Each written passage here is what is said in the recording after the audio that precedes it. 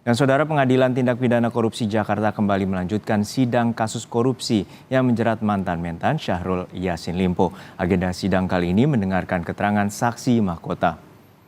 Saksi mahkota yakni mantan Sekjen Kementan Kasdi Subagiono dan mantan Direktur Alat dan Mesin Pertanian Muhammad Hatta. Keduanya juga merupakan terdakwa dalam kasus korupsi di Kementan. Ketiga terdakwa juga nanti akan dikonfrontir soal korupsi, pemerasan dan gratifikasi yang dilakukan politisi Partai Nasdem yang nilainya mencapai 44,5 miliar rupiah. Kita menuju ke gedung Pengadilan Tipikor. Saat ini sudah bersiap jurnalis Kompas TV, Kika Madona. Kika, hingga saat ini dari pihak kuasa hukum atau penasihat hukum dari mantan Mentan Syahrul Yassin Limpo menghadirkan saksi mahkota. Lalu seperti apa jalannya persidangan dan apa saja poin menarik terkait dengan kesaksian dari saksi mahkota? Ya, Juna dan juga saudara, jadi yang saat ini sedang berlangsung di ruang sidang Tipikor Jakarta ini adalah menggali keterangan dari saksi mahkota, di mana saksi mahkota ini merupakan para terdakwa yang hari ini dihadirkan dengan kapasitas sebagai saksi. Salah satunya yang saat ini sedang berlangsung adalah Kasdi Subagiono, di mana Kasdi Subagiono ini merupakan mantan sekjen dari Kementerian Pertanian. Tadi kami mendengar bahwa dari Hakim Ketua menanyakan kepada Kasdi Subagiono ada beberapa poin yang ditanyakan, diantaranya adalah mengenai mekanisme sharing. Jadi mekanisme sharing ini ada setelah sebelumnya ada pemenuhan dana operasional menteri, di mana dana operasional menteri ini setiap bulannya harus ada 100 juta rupiah. Nah, kalau dana tersebut tidak dapat terpenuhi, maka masing-masing dari eselon 1 diminta untuk kemudian patungan dengan nominal antara 50 sampai dengan 100 juta rupiah untuk memenuhi kebutuhan dari Menteri Pertanian Syahrul Yassin Limpo.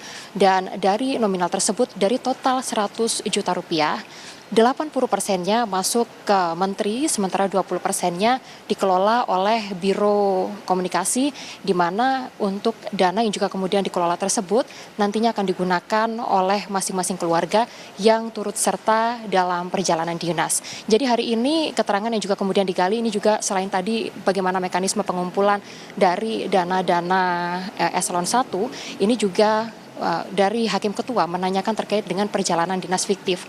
Tadi disampaikan oleh Kasdi ada beberapa negara yang dituju oleh Syahrul Yassin Limpo selama setahun terakhir, diantaranya adalah ke Roma, Italia, lalu juga ke Washington dan juga ke Arab Saudi.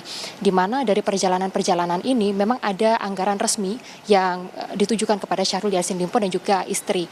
Namun pada saat perjalanan dinas tersebut, Syahrul Yassin Limpo diketahui membawa serta anggota keluarga lainnya, seperti misalnya putranya, lalu juga kemudian menantunya dan juga anak atau merupakan cucu dari Syahrul Yassin Limpo dan juga para asisten rumah tangganya.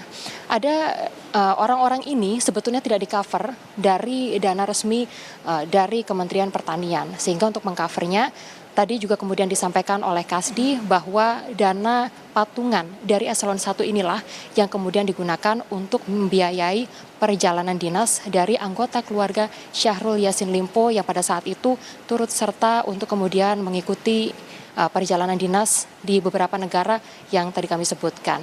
Persidangan hari ini masih berlangsung, di mana hari ini ada 3 orang yang berkapasitas sebagai saksi mahkota dan akan dikonfrontir langsung oleh Hakim Ketua, di mana diantaranya yang saat ini sedang berlangsung adalah saksi Kasdi, lalu juga kemudian nanti juga akan dijadwalkan Muhammad Hatta yang merupakan Direktur dari Alat dan juga Mesin Kementerian Pertanian, lalu juga nanti akan dimintai keterangan yaitu Syahrul Yassin Limpo yang merupakan mantan dari Menteri Pertanian.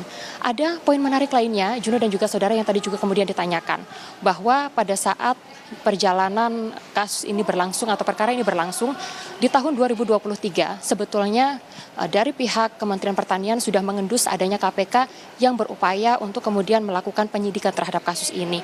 Namun ada instruksi yang tadi disampaikan oleh Syahrul Yassin Limpo kepada para bawahannya, diantaranya adalah untuk bisa menyampaikan kepada petugas KPK atau juga kemudian kepada para penyidik KPK untuk tidak memberikan informasi terlalu detail melainkan hanya memberikan keterangan yang normatif-normatif saja.